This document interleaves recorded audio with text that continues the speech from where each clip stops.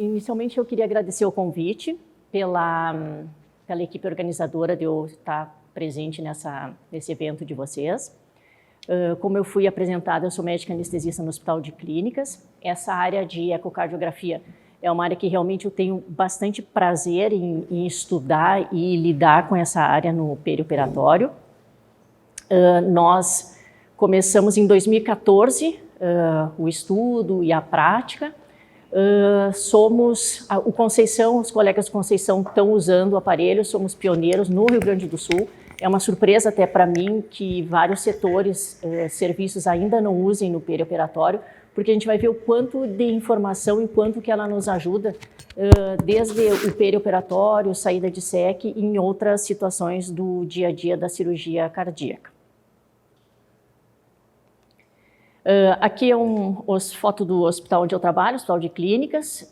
Temos a intenção de, em 2022, nos transferirmos para a ala nova, dos 2 novos prédios do hospital. Eu, como faço parte de uma chefia, eu acredito muito nessa mudança e eu acho que vai ser um crescimento bastante grande na área de saúde dentro do Rio Grande do Sul. E pode ser que venhamos a ser parceiros no trabalho devido à enorme área de atuação que vai ter. Essa é a primeira imagem que se mostrou na literatura de um ultrassom. Foi isso que apareceu, esses feixes mostrando uma imagem. Muita coisa da medicina é ligada da física aplicada à ciência da saúde. Então o ultrassom surgiu também na física, na realidade nada mais é do que são ondas de som. Essas ondas de som elas são imperceptíveis ao ouvido humano, e elas vibram, batem numa estrutura como um sonar e trazem de volta essa vibração e isso gera uma imagem. Então, isso aqui foi os primórdios das imagens do ultrassom no cenário da física e da medicina em geral. Hoje em dia, a gente já tem situações como essa. Pela manhã, vocês tiveram já um contato com a ecocardiografia no transoperatório, transesofágica, vendo já algumas imagens, como é que a gente busca essas imagens. Eu não tenho pretensão nenhuma de que a gente saia daqui hoje, todo mundo olhando uma imagem, oh, que lindo, esse coração está assim ou está dessa forma, porque não é esse o objetivo e também esse tempo não nos proporciona, mas o objetivo é introduzir o tema, as pessoas saberem da importância, saberem como é que isso nos ajuda e sim, ficarem mais curiosos e ir em busca dessa tecnologia. Então, hoje, daquela imagem anterior, que eram apenas flashes de cinza e branco, nós conseguimos ter uma imagem como essa, que é uma imagem que a gente considera de perfeição na visualização de um coração. Então, eu vou dar um play para vocês terem uma noção. A gente vai começar a falar de estruturas, apesar de não ser essa pretensão, mais para vocês, quando eu mostrar no uso com ECMO ou de cirurgia cardíaca, vocês mais ou menos já estarem familiarizados. Então, por mais que já acessou a imagem, aqui a gente vê o átrio esquerdo, o ventrículo esquerdo, a aorta com os seus folhetos, o ventrículo direito. Então, realmente, a ecografia ela consegue nos dar uma imagem bastante fidedigna do coração e das suas estruturas. E por isso que ela vai ter uma aplicabilidade tão grande e tão boa nesse cenário. Olhem só, isso aqui é um aparelho portátil, um dos primeiros que surgiu de ecografia. E aqui o médico, não é dentro de sua área de trabalho de consultório, mas dentro do instituto de pesquisa, realizando uma ecografia num paciente. Olha o quão difícil, quão rudimentar era. E essa imagem, em vários tons de cinza, é uma placenta. Então nós tivemos esses primórdios, eu acho que essa é uma das partes fantásticas da área de saúde e da medicina em geral, pelo que a gente consegue ver de evolução que isso nos proporciona. E hoje a gente está nesse nível. A gente tem aparelhos que cabem na palma da mão, aparelhos conectados a celulares e a iPads, por exemplo, são tablets, aparelhos portáteis e aparelhos de menor tamanho.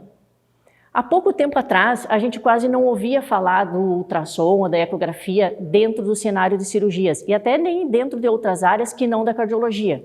Era algo vinculado a dentro do laboratório de cardiologia que se fazia os exames.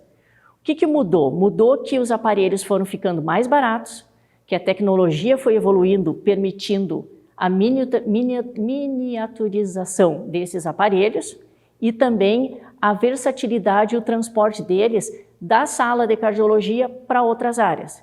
Então, hoje vocês vão ver a emergência, a área de intensivismo, a área da anestesia, a área de UTI, intensivismo no caso, usando quase que regularmente o ecocardiograma ou só o eco na tomada de decisões.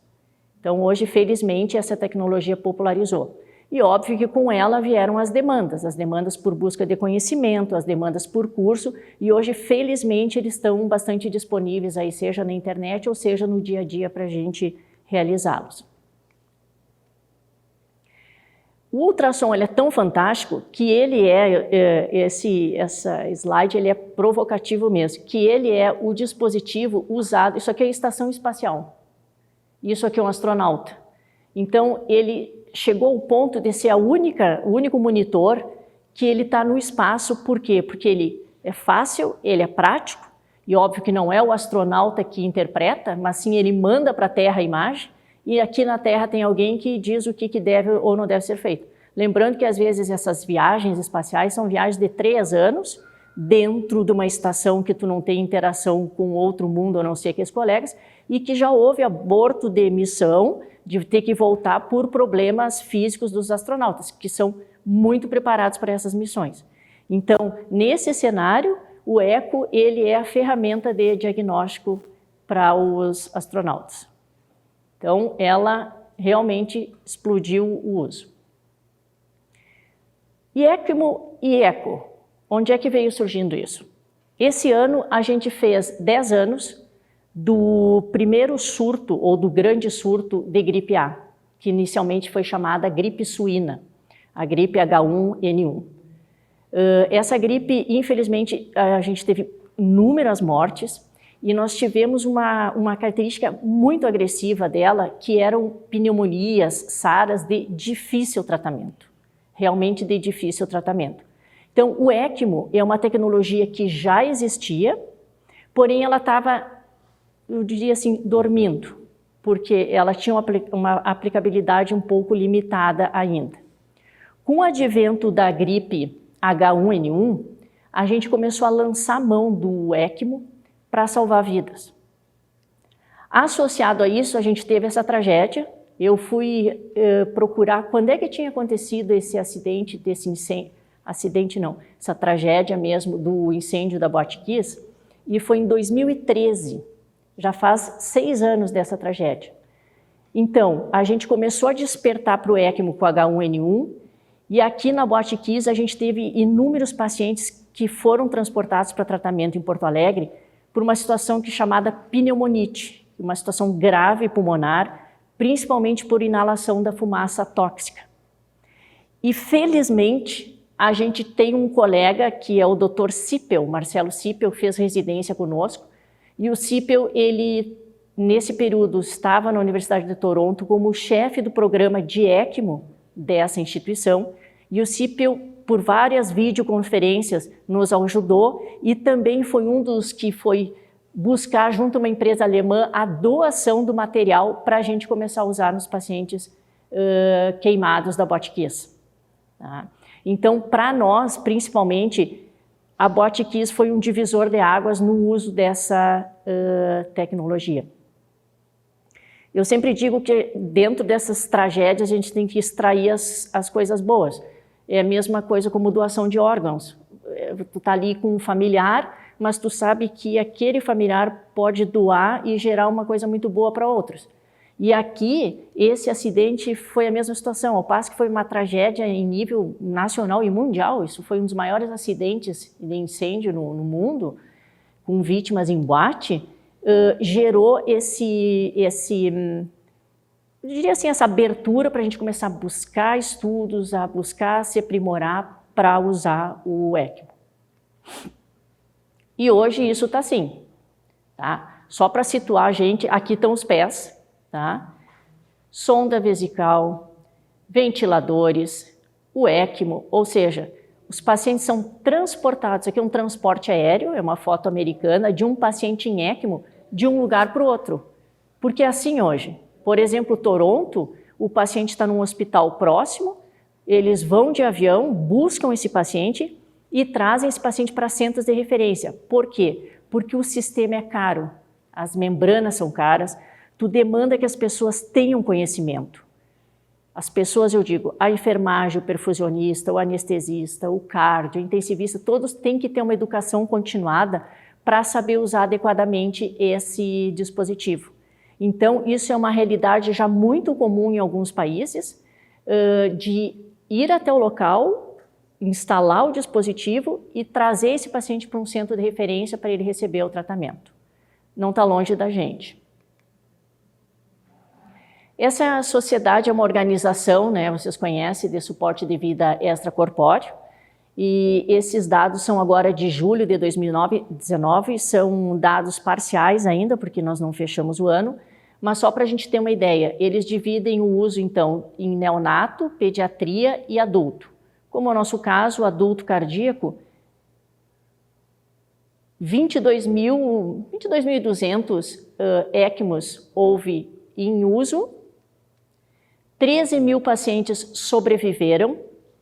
Vejam bem, além de ser uma tecnologia cara, com todos esses poréns, ela tem uma indicação precisa. A gente não usa ECMO em qualquer tipo de paciente, como eu vou mostrar a seguir. Então, a gente vai ver que dos 13 mil pacientes que usaram, tá, 60% sobreviveram ao uso do ECMO.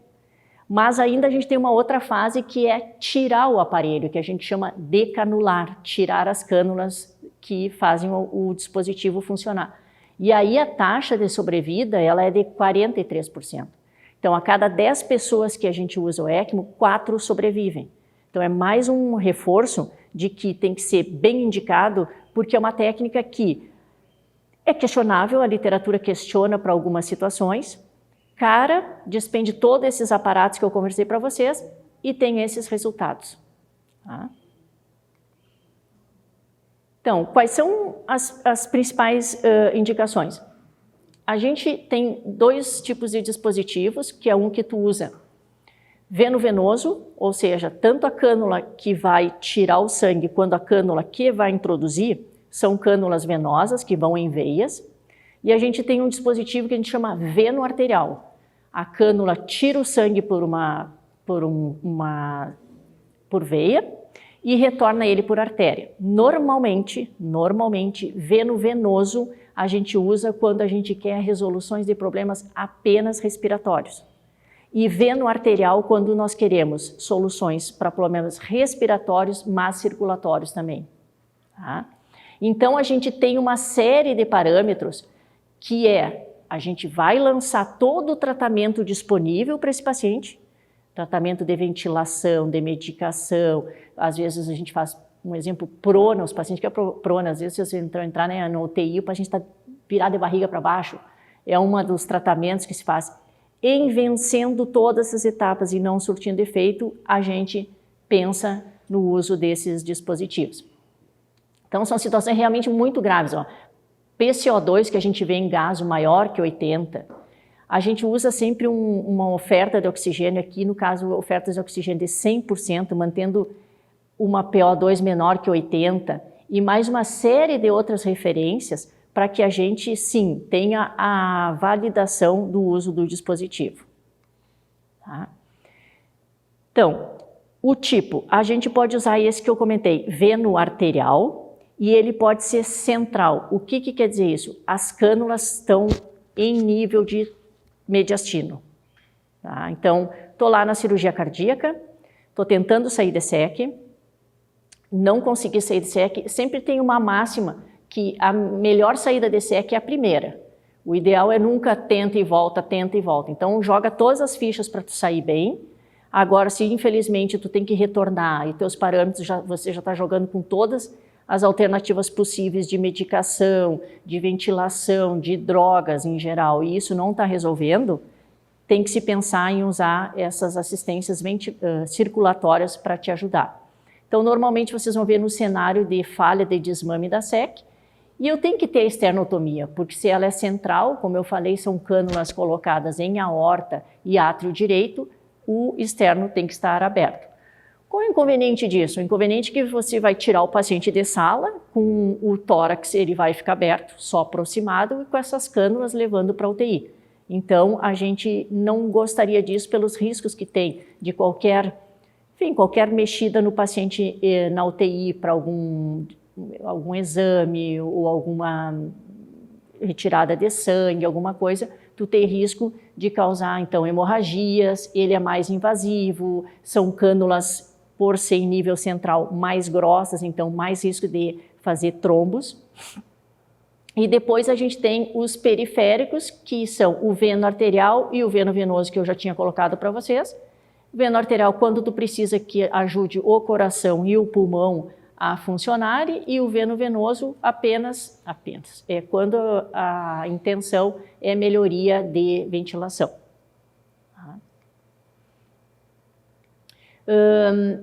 Essas são as inúmeras configurações, mas em geral a gente usa muito átrio direito. Vamos ver ali, ó, o central vai ser o átrio direito e a aorta, o periférico a gente pode usar as veias cavas, e pode usar a cânula de retorno em artéria, sejam ela femoral, sejam ela axilar. Por que essas variedades?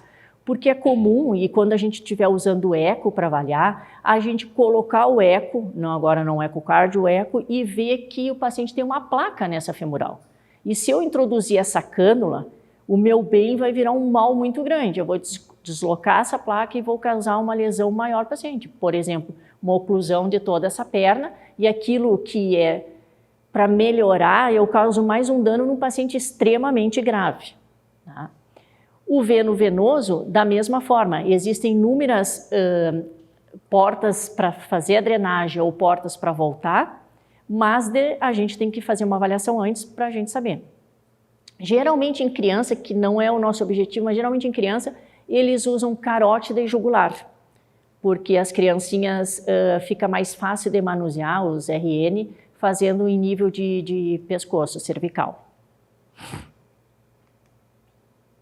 Bom, exemplificando Toronto e o Canadá, porque eles se tornaram, ano passado, o país na América do Norte, suplantou os Estados Unidos, então eles são o maior transplantador de pulmão da América do Norte, um dos maiores do mundo. Só para vocês terem ideia, eles fizeram, ano passado, 189 transplantes de pulmão. Um absurdo mesmo. Então, hoje o Cipel, que eu comentei, que era o coordenador da área de ECMO, hoje ele é o coordenador de transplantes do hospital. Então, é um brasileiro, um colega de destaque em nível mundial. E como é que se comportava? Olha só, em 2012, o azul é ECMO, vermelho é SEC, e esse verde aqui, ele não usava nenhum suporte no auxílio do transplante de pulmão. Então, vocês veem que o ECMO ele foi ganhando força, e esses dados são até 2017, apesar desse artigo ser desse ano. Hoje o ECMO é quase que o padrão de assistência circulatória no transplante de pulmão. A SEC caiu bastante, e por quê? Porque a SEC a gente sabe de todas as implicações. Inflamatórias, o tipo de canulação que tu tem que usar, ela não te permite essas canulações periféricas. A dispêndia é bom, hein? Tem um dispêndio de muito envolvimento, por exemplo, no ECMO, pode ficar o perfusionista de um sobreaviso e a enfermeira dando um retorno, olha, aconteceu isso, vem aqui. No ECMO não existe isso, o ECMO, o perfusionista senta ali e ali fica até a hora de tirar as cânulas. Então, a facilidade do ECMO tornou ele muito popular. E hoje, nesse serviço, que é uma referência no mundo, a gente vê o quanto que tem uso dessa tecnologia. Bom, basicamente, a gente tem uma cânula que drena o sangue, geralmente do átrio direito, esse sangue vem, passa pela membraninha, tu pode oxigenar, tu fazer as trocas, vai para a bomba e volta para o corpo. Se ele voltar por uma artéria, a gente diz que o suporte é veno arterial. Se volta pela veia, é veno venoso. Então, às vezes, tu olhando o paciente e vendo, essa cânula está na artéria, na veia, tu já consegue discernir que tipo de suporte o paciente está recebendo. Tá? Dá para enxergar bem aqui ou vocês acham que tem que... Tá bem? Olha só, são cânulas muito... Então, aqui, só para situar, ó, aqui é a perna do paciente, aqui é a virilha, tá tapado, e aqui, então, o joelho. Então, olha a largura, a grossura dessa cânula. Essa cânula aqui está dentro da artéria femoral. Então, isso aqui predispõe a fazer muita lesão nesses pacientes. Lesão, por exemplo, de isquemia da perna. Então, é uma das coisas que a gente olha muito esses pacientes que estão com as cânulas, se a perna não está isquemiada. E aí, a tecnologia vai avançando e hoje a gente tem essa disponibilidade hoje de botar o que a gente chama uma cânula, outra cânula, e que aí tu fecha o fluxo que está vindo de volta para o paciente e faz um fluxo daqui para lá irrigando a perna. Então já existem hoje essas cânulas que nos permitem fazer isso. Então realmente, pelo que a gente vai vendo, é um procedimento complexo que implica pode implicar bastante dano para o paciente. Quando é que a gente indica então veno venoso? Olha só, pneumonias virais e bacterianas graves, desconforto respiratório agudo, aspirações grandes, transplante pulmonar quando tem falha do enxerto, transplantou, no outro dia o paciente está tendo dificuldade para deixar aquele pulmão dar uma relaxada, tipo o coração que está meio tonto na saída de SEC, pode acontecer no transplante. As inalações por fumaça, que a gente já viu, e uma série de outras situações que a gente pode usar. Então, é um método muito interessante, que nos ajuda muito, mas, de novo, tem que ter indicações bastante precisas. Quando a gente vai usar a veno arterial, é quando eu preciso que auxiliar o coração. Então, normalmente pode ser um paciente em choque cardiogênico, o paciente infartou na rua, chega para dentro do hospital, vai para o cateterismo, o coração quase não está batendo, está em choque, então tu pode lançar mão do ECMO nessas situações. A gente quer desmamar da SEC, não está conseguindo, é uma alternativa. Implante só de coração, o coração-pulmão, que tem disfunção, ou seja, a mesma coisa, transplantou cardíaco nas primeiras horas. Isso a gente viveu bastante agora no nosso programa de transplante, de o paciente ir para a UTI nas primeiras horas, ter dificuldade de assumir o coração, assumir todas as funções, e volta para o bloco para botar um ECMO ou coloca em CTI. Então, está aí as indicações e também mais uma outra série de orientações para uso. Bom, a gente tem então essa tecnologia que nos ajuda muito. Basicamente, no cenário da cirurgia cardíaca, a gente vai ver no arterial, então, com as cânulas, uma venosa de drenagem e arterial de retorno. E a gente tem condições de monitorar esse paciente. Seja nas posições das cânulas, seja se vai ou não colocar, enfim, inúmeras etapas que a gente lança a mão da ecocardiografia. Esse é o aparelho, vocês devem ter visto hoje de manhã, ele é semelhante a uma sonda de endoscopia, e o aparelho ele é passado pela boca, ele fica no esôfago, e como é ultrassom, ele vai liberando as ondas de som, vai batendo nas estruturas, volta e vão gerando imagens, que são essas imagens que a gente se baseia para definir o que está acontecendo. Então, é realmente uma ferramenta que nos auxilia muito. De que forma? Eu consigo ver na hora da seleção do paciente.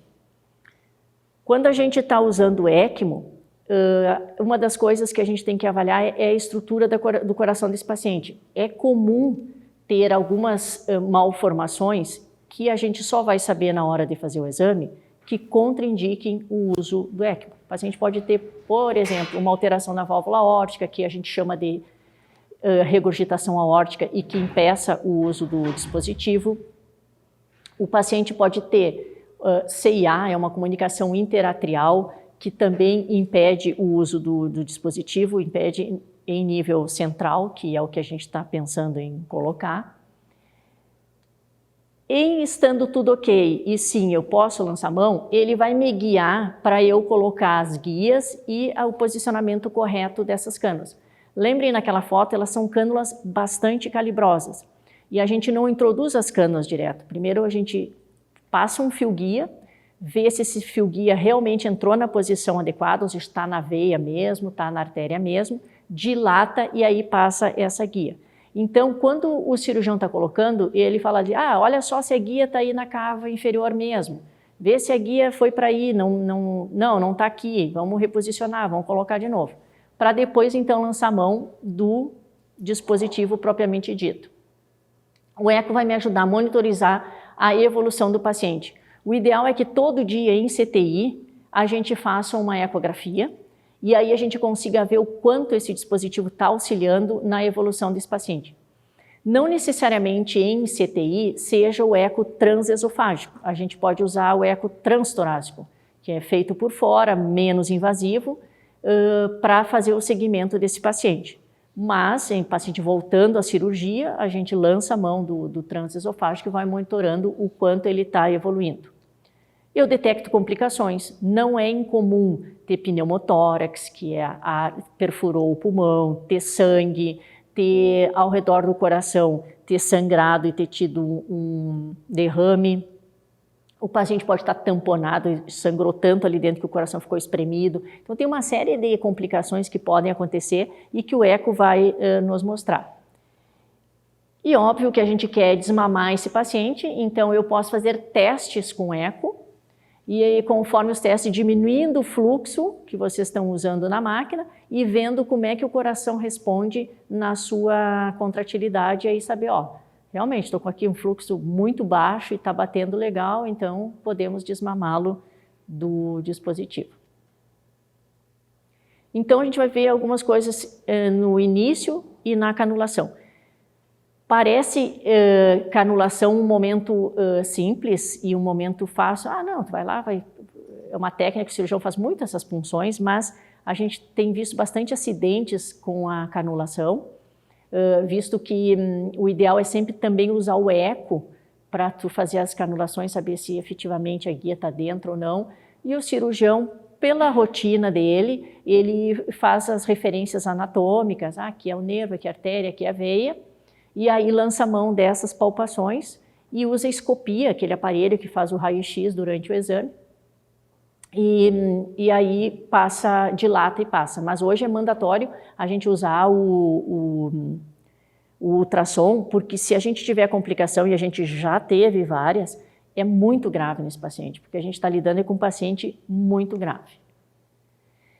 Então, além do eco, no cenário do ECMO, a gente acaba tendo esses dois temas que a gente vai falar, raio-x e ecocardio, eles acabam interagindo, porque o raio-x é também uma ferramenta muito importante para avaliar esses pacientes. E a gente vai ver depois, ele consegue me mostrar a posição da cânula, se tem esse pneumotórax, esse problema de perfurar o pulmão, hemotórax, enfim, todas essas alterações.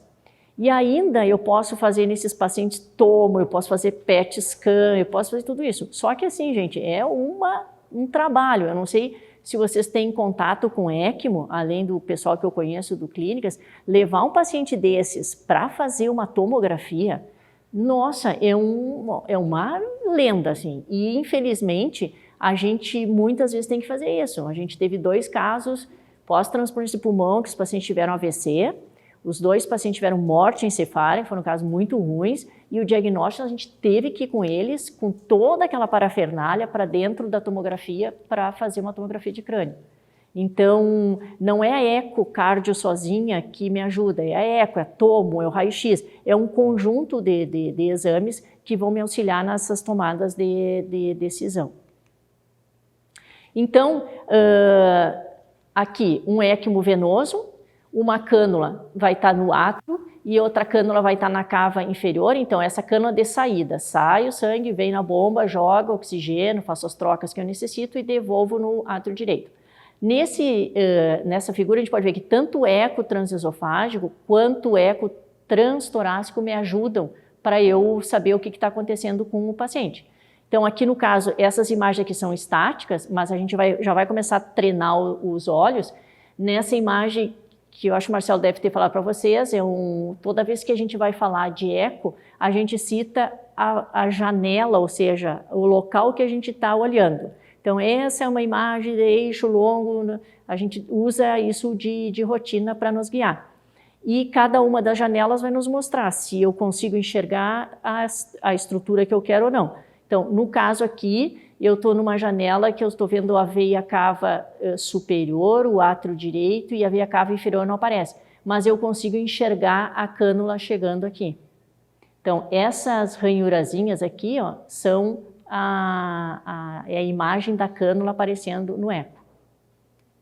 O colega lá, o cardio, a intensivista, pode usar o transtorácico e ver a cava inferior.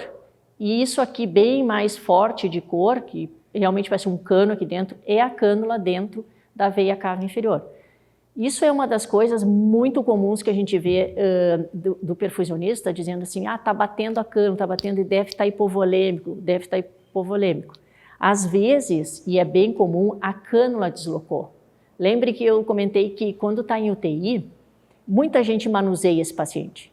Ela faz fisioterapia, coleta de sangue, limpeza no paciente, tudo. Então, qualquer movimento é muito comum. Então, o ideal sempre, antes de pensar que é apenas não, mas que seja hipovolemia, o ideal é ter um eco e colocar e ver se realmente a cânula não está mal posicionada. Porque se tiver mal posicionada, vocês vão dar 500, vocês vão dar 1.000, vocês vão dar 1.500, 2.000 e não. Só vai melhorar porque aí depois quando a cava estiver desse tamanho, aí ela não vai mais bater ali contra a parede. Só que aí tu já deu 2 litros de volume para um paciente que não deveria naquele momento receber esse tipo de volume. Quando é hipovolemia é outra situação. No caso de não ser hipovolemia, ele vai sofrer bastante com esse volume. O de baixo é um veno arterial, só que aqui a cânula pode ser, lembra que eu falei, pode ser central ou pode ser periférica. Então alguém foi colocado uma cânula venosa, que tirou o sangue, passa pelo oxigenador, tu pode fazer as trocas e volta pela perna também. Esse é ótimo. Por quê? Porque o paciente fica com apenas as pernas restritas, pode-se estubar o paciente, ele ficar em ECMO, isso é uma coisa que acontece, e aí o paciente tem uma mobilidade, você pode sentá-lo, apesar das cânulas, recliná-lo, então dá uma certa flexibilidade no manuseio desse paciente, elas ficam mais firmes nessa posição, e aqui mostrando um coração, aqui é um átrio esquerdo, ventrículo esquerdo absurdamente grande, normalmente não é essa bolota que está aqui, estão indicando a necessidade do uso do ECMO para a melhoria dessa situação. Aqui aumentando mais a imagem de uma canulação venovenosa, para a gente ver bem exatamente, olha aqui, ó, a cânula, vamos supor, a drenagem, tá? Colocou uma cânula que vai na veia cava inferior, tá? Bem do ladinho da veia cava inferior tem a veia hepática. É bem comum isso, vamos esquecer o ECMO, vamos pensar na SEC. Entrei em SEC e aí vocês dizem para o senhor, essa drenagem está horrível, não está drenando nada. Pega o ecocardio e olha, às vezes, porque vocês lembram, eles abrem a bolsinha e empurram a cânula. Às vezes a cânula entra nessa veia, é uma veia menor que a veia cava e a drenagem fica muito ruim. Então, pessoal, vamos puxar um pouquinho essa cânula que ela está dentro da veia hepática. E aí eles posicionam. Eu vi algumas vezes, porque eles têm umas marcas nas cânulas, então normalmente eles colocam e dá bem certinho dentro da cava, mas já aconteceu de ir para a hepática, então não é comum, mas é um dos fatores que pode atrapalhar bastante. E aqui é para mostrar que fica bem próximo da onde tu quer ir, então o risco realmente ele existe. E aqui a cânula de retorno, que é a cânula que está, no caso aqui, dentro do átrio. Tá? Esse lembra um veno venoso, então tem que ser tudo para o lado venoso. É para ilustrar essa proximidade ali. O raio-x, como eu falei, ele é uma terapia, um método que nos auxilia na visualização dessas imagens. Então, de novo, nós temos que começar a treinar os olhos, e aqui está sinalizado, ó, tem uma cânula que está ao nível do átrio direito. Depois nós vamos ver na aula do raio-x, essa imagem cardíaca aqui, que tem um sombreado, corresponde ao átrio direito.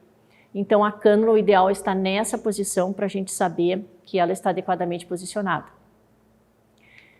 A ecocardiografia transofágica não é uma realidade de todos os lugares.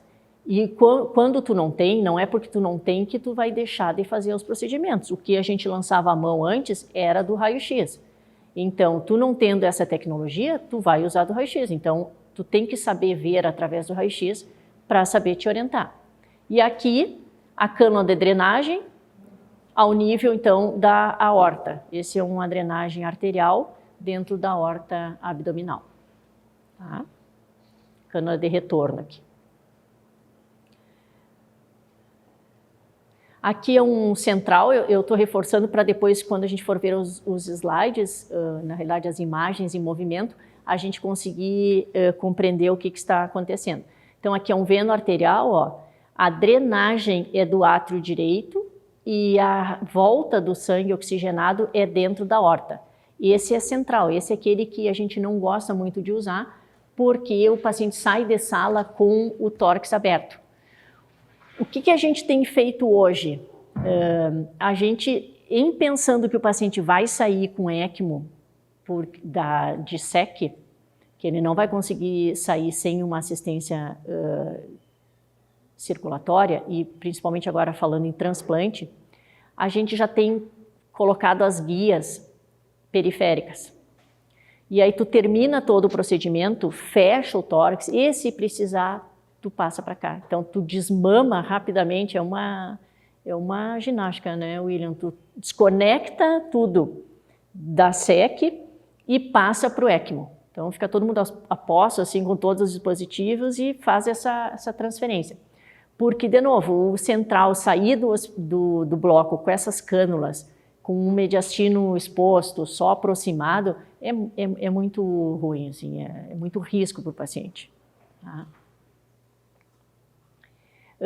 De novo, aqui um outro raio-x, é daquele paciente arterial, então a gente tem uma cânula aqui, que é aquela de dentro do átrio, e essa que está aqui, ó, e essa cânula é na aorta. Tu olha esse raio-x, é cheio de fio, né? Tem fio do eletro, tem já vamos vendo, tem essa coisinha, tem um risco aqui, ó, isso aqui é o tubo endotraqueal, ele tem essa marquinha, então tu faz um raio-x para tu ver se o tubo endotraqueal está bem posicionado. Tem um acesso central, esse paciente, está aqui o acesso central, então é uma ginástica, né? E aí tu tem que procurar ainda as cânulas, que no caso aqui é a cânula da aorta, e aqui é a cânula que vai subir para o átrio direito. Eu acho que depois no raio-x talvez a gente vai ter que apagar isso aqui para a gente enxergar esses detalhes. Aqui é um ecocardio no intraoperatório. Esse aqui é veia cava superior, átrio direito e veia cava inferior. A gente usa muito essa imagem porque a gente enxerga a cânula entrando e esse dispositivo aqui, ó, que está aqui, é a cânula. E a gente pode botar uma cor nela e ver o fluxo de sangue dentro dessa cânula. Então, quando a gente está com a cânula no átrio, a gente tem que cuidar que ela não bata nessa estrutura, a gente vai ver depois uns vídeos. Ela não pode bater nesse septo, ela não pode bater na válvula tricúspide, a válvula tricúspide liga o átrio direito ao coração direito, ao ventrículo direito, ela tem que ficar nessa posição para não atrapalhar a drenagem, para não lesar as estruturas. E isso eu só vou saber fazendo um eco e vendo a adequada posição. De novo, o mix do raio-x com o eco, então aqui, ó. A cânula de retorno é uma cânula que foi colocada na artéria femoral, então é um artério venoso, então aqui está a cânula artéria femoral, e a cânula que volta é uma cânula que volta pela veia femoral, e aqui está a cânula multistágio, porque essa cânula que é toda tipo facetada assim, vindo para o átrio direito, tá? Da veia cava inferior. Então, a gente usa muito, de novo, o raio-x para nos guiar nessas orientações. De novo, olha o conjunto de coisas que tem nesse raio-x para a gente ver. A cânula entrando pela veia femoral, ali está ela, vai até a cava inferior, mas olha, esse paciente tem acesso central, tem tubo endotraqueal, aqui tem outro acesso, provavelmente pode ser até para diálise pelo calibre. Então, a gente, de novo, o raio-x nos ajuda a que a gente veja adequadamente a posição dessas cânulas. O eco ele tem uma outra facilidade que ele pode nos dar uma imagem que a gente chama ortogonal. É como se eu pegasse uma laranja, eu visse a imagem da laranja, cortasse ela e ainda me mostrasse dentro. Então, numa mesma tela, eu consigo ver a imagem de um plano curto, que a gente chama... Olá lá, agora foi-se. Plano curto e plano longo, tá? Então, aqui a gente consegue ver essa estrutura aqui, aceitem, é a guia, tá? É a guia da cânula, e eu consigo ver essa boquinha aqui, que aparece mais aqui, que é a ponta, aqui é a guia e a ponta da cânula. Então, a gente realmente tem que ir treinando os olhos, treinando as imagens para saber exatamente o que a gente está vendo, porque é um cenário novo, né? Para quem está vendo pela primeira vez, são coisas, às vezes, bastante difíceis de conseguir separar.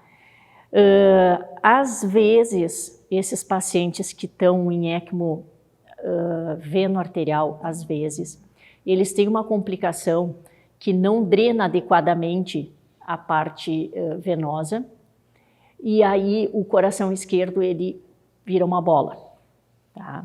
E aí o que a gente tem que fazer para ajudar no sentido mesmo de salvar esse paciente, é fazer literal, um buraco no septo, que desafogue o átrio esquerdo e drene, como se fosse um dreno mesmo, para o lado direito. Tá? Isso normalmente pode ser feito na hemodinâmica. Por quê? Porque aí é um procedimento muito mais simples num paciente muito grave desse jeito. Porque aí o hemodinamicista vai lá e faz, aqui é o septo, tá? E ele faz o que a gente chama septostomia. Ele vai lá e faz um furo ali e aí vai desafogar esse lado esquerdo do coração. Tá? A gente teve uma experiência muito ruim, eu me lembro agora que foi com o William, que a gente teve que fazer isso num paciente pós-seu Pedro e a gente não tinha hemodinamicista para fazer isso e a gente levou para a sala para botar uma cânula no átrio esquerdo, porque a gente não tinha quem fizesse a septostomia, e aí o paciente saiu de sala com o tórax aberto, além da cânula venosa, cânula arterial, mais essa cânula de drenagem. Então, foi uma situação dantesca, assim, mas só para vocês saberem que dá para ser feito de outro jeito, de um jeito mais simples, e que a ecocardio, ela que vai orientar a fazer esse furinho aqui e desafogar o coração desse paciente. Então, ela me ajuda na resposta ao ECMO. Então, em ECMO eu posso ver inúmeras coisas, as funções do coração, os tamanhos das cavidades. Se o paciente tinha alguma doença pré-existente, eu posso continuar acompanhando para ver se piorou ou não, as posições das cânulas. É comum eles fazerem derrame, então ver que grau que está esse derrame. A cava inferior, que eu comentei para você, se realmente o paciente está hipovolêmico, se é má posição da cânula. E no cenário do desmame do ECMO, também eu lanço mão da ecocardiografia, porque ela vai me dizer assim, esse coração, ok, voltou a funcionar, já está batendo adequadamente, ele não precisa mais do suporte, não, nós temos que manter por mais tempo, porque quando a gente usa o ECMO, pequenas doses, a gente anticoagula esse paciente. Então, esse paciente, lembro, vocês ficam repetidas vezes fazendo TCA, e esses pacientes anticoagulados, de novo, nesse cenário que muitas vezes tu tem que puncionar acesso central, tu tem que botar em diálise, tem risco de sangramento digestivo por úlceras, por causa do estresse todo do evento que está passando. Logo, quanto antes a gente conseguir tirar do ECMO, é melhor para todos, né? Principalmente para o paciente haver a recuperação. Aqui ainda são imagens estáticas, mas aquela imagem que a gente sempre vai ver, que é uma imagem cava superior, átrio direito e cava inferior, aqui é o átrio esquerdo, e aqui tem uma cânula, isso aqui é uma cânula. E essas coisinhas aqui, são coágulos, são trombos, que é uma situação que a gente teme muito quando o paciente está em ECMO, porque para desfazer esses trombolos é só anticoagulando o paciente, tá? E é um paciente, de novo, que a gente quer o mínimo de anticoagulação possível e que isso aqui pode sair de dentro do coração e levar, então, a complicações periféricas, a embolizar esse paciente. Tá? No caso aqui, esse paciente, é um relato de um caso, esse paciente ele não conseguiu responder bem ao ECMO, não melhorou o coração direito, e aí eles lançaram mão de um outro aparelho, que a gente chama VERS, é um aparelho que vai funcionar como o ventrículo direito, e a desgraça ainda foi que esses coágulos, quando começou a funcionar, fez um efeito de sucção e puxou tudo e obstruiu tudo. Esse paciente foi ao óbito por causa dessa complicação. Então, coágulos é uma coisa que a gente sempre procura, esses trombos, quando o paciente está em ECMO, por causa do risco. É um objeto estranho que está dentro da veia, um objeto estranho que está dentro da artéria, dentro do coração, então a chance que venha a fazer é bastante grande, ainda mais com o tempo, o paciente imobilizado, no leito, com o tempo que ele está usando o dispositivo. E aí a gente vai desmamar, a gente usa a palavra desmamar, que é retirar, então, do ECMO, e a gente também usa a ecocardiografia para isso. Isso aqui é com contraste, existem esses contrastes que são vendidos aí no mercado, mas se a gente não dispuser, a gente pode fazer contraste com a solução glicosada. A gente faz uma borbulha grande, assim, agita ela, e aí tu injeta e a gente consegue ver bem as bordas, ela ajuda porque ela consegue mostrar bem as bordas cardíacas, e aí tu consegue ver adequadamente se o ventrículo está ou não batendo, e dizer, olha, ele sim pode sair do ECMO, porque existem parâmetros, eu tenho que pelo menos ter uma fração de ejeção maior que 30, 35, para eu poder tirar esse paciente do ECMO. Então, um dos exames que a gente faz, a gente avalia qual é a contratilidade, como que ele está batendo. E às vezes tem que usar esse contraste para ele realçar e eu conseguir fazer adequadamente. Bom, agora nós temos uma sessão de vídeos, então, com as imagens, para a gente começar a se familiarizar mais com a ecocardiografia. Esses vídeos eu vou ter que acioná-los, tá? Então,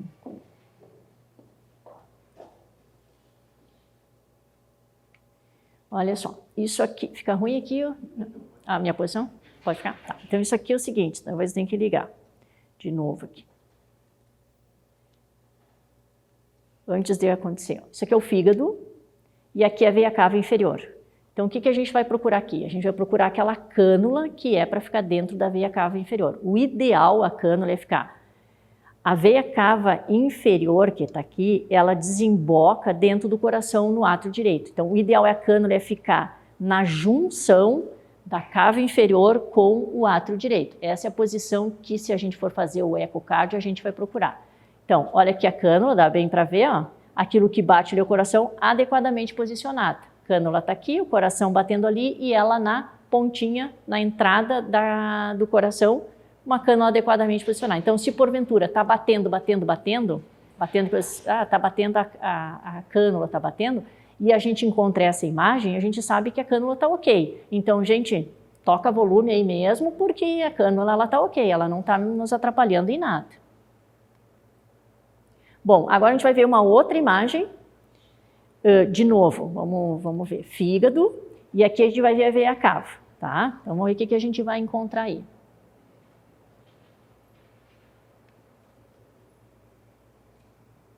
Olha só, cânula aqui, coração batendo lá, tá fora de posição essa cânula. Então, aqui o que pode acontecer? Normalmente, a cânula essa é uma cânula de drenagem que puxa o sangue. Então, a hora ela sai, ela tem aquela bombinha puxando, e ela faz assim, ó, colapsa a cava, e aí tu fica, não, se não está drenando é porque não tem volume para drenar. E ela está mal posicionada, ela está no meio. Vamos ver de novo, porque eu peguei umas imagens bem bonitas, assim. Olha aqui onde é que ela está, ó. Não chega nem, ela está o quê? Uns 2, 3 centímetros longe da entrada do coração. Então, isso aí é fácil que eu digo para quem usa a técnica, tu botar um eco, inclusive, transtorácico, não precisa ser o transesofágico, e verificar a cânula. A gente não tem muito esse hábito, vocês que vão nas UTIs com os pacientes, não tem muito hábito. Agora, esse ano, eu convidei uma colega do Canadá, eu estive no Canadá acompanhando a ECO e ela veio e falar especificamente para nós, mostrar algumas coisas de transplante e a experiência deles. E a gente estava conversando justamente de ECMO, de canular, e eu incitei a pergunta porque os nossos cirurgiões, alguns, não usam eco para puncionar. E a gente já teve vários acidentes. Então, eu disse, e como é que é para vocês lá? E ela, não existe punção sem eco. Nos Estados Unidos, hoje, puncionar acesso central e canulações sem eco é má prática médica. Tá? Óbvio que a evolução está muito rápida. E existe uma geração que veio, é a minha geração, de punção guiada por referências anatômicas. Só que hoje eu tenho um aparelho, eu tenho que minimiza o dano para o paciente. Errar a punção central, ela é difícil de acontecer. Os acidentes são difíceis, mas quando existem, são muito graves.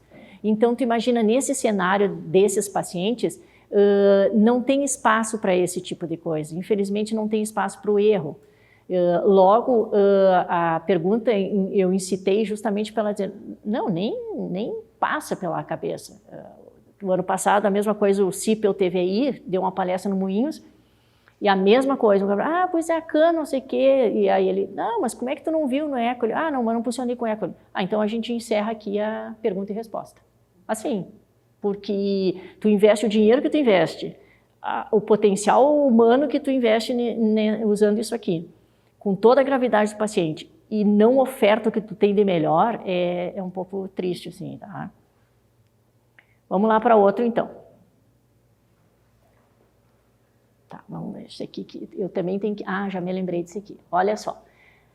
Lá atrás eu comentei que quando a gente põe a cânula, tá? Então aqui, essa imagem ela é frequente da gente ver. Então é o átrio direito, o septo interatrial que divide o átrio direito do átrio esquerdo, e a cânula, quando ela estiver dentro do átrio, lembrem que eu comentei que ela não podia pegar essa válvula, que não deveria pegar a válvula tricúspide e não deveria bater no septo endometrial.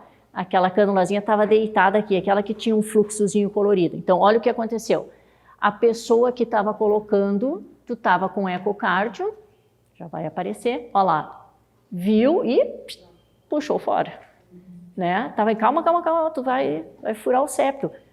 Tu tá dizendo para ele, tu é os olhos dele, tu tá com a sonda lá e diz assim, tá, pode ir, chegou aqui. Não, volta, que olha só, tu não pode avançar esse sinal que tu avançou. Vamos de novo ver, que essa é uma imagem bem bonita. Olha lá, chegando lá e recuando. Tá? Então, em tempo real, tu vendo o que está acontecendo e orientando o cirurgião, orientando o intensivista que está passando o dispositivo. Vamos supor que não tivéssemos isso e fôssemos fazer o raio-x depois. A probabilidade que teria da cânula perfurar o septo interatrial é bem grande, está dentro do átrio esquerdo. A correção disso tem que ir para o bloco, não adianta, porque tu perfurou, rasgou o septo, que é uma cânula grossa. Ou ela ficou aqui cutucando. Na hora que vai começar a perfusão, não drena nada dali, né? Porque ela vai aspirar, ela está tapada, tem uma obstrução. Logo, tu vai descobrir, no caso, com o raio-x. Mas aqui, na hora, tu já direciona e já faz a correção. Esse é um caso bem, desculpe dizer, bem bonito, interessante, porque do ponto de vista de quem faz, né? Porque para o paciente a gente nunca quer isso. Então, eu acho que esse aqui não é vídeo. Olha só. Átrio esquerdo, ventrículo esquerdo, átrio direito e ventrículo direito. Isso aqui são as cânulas. E aqui dentro, esse enorme desse coágulo. Um trombo dentro do ventrículo esquerdo. Isso aqui é uma tragédia, porque, de novo, quando esses trombos estão do lado esquerdo, daqui eles saem pela aorta, coronária e cabeça. Então, a solução para isso aqui é anticoagulação do paciente. E, às vezes, a gente anticoagula dose plena, tem que ser, e, às vezes, tu não consegue desfazer esse trombo. Então, isso é bastante grave. E é uma área que o cirurgião vai mexer e vai tocar no coração. E, às vezes, o simples manuseio na cirurgia ou num outro procedimento é passível de deslocar esse trombo, esse coágulo. Tá? Então, isso é uma situação que realmente a gente não gostaria de ver. Aqui, é a situação anterior, ó, com, olha só, um coração enorme e olha quem está lá, ele, prontinho para tomar o rumo que não deveria, né? Então tá aqui, isso aqui, lembre que essa imagem é enorme, isso aqui deve ter assim, acho que aquela partezinha de trás da caneta Bic deve ser isso, talvez um pouquinho maior, mas suficiente para ir para o cérebro e fazer um estrago tremendo por causa do efeito do AVC, né? Deixa-me ver esse aqui.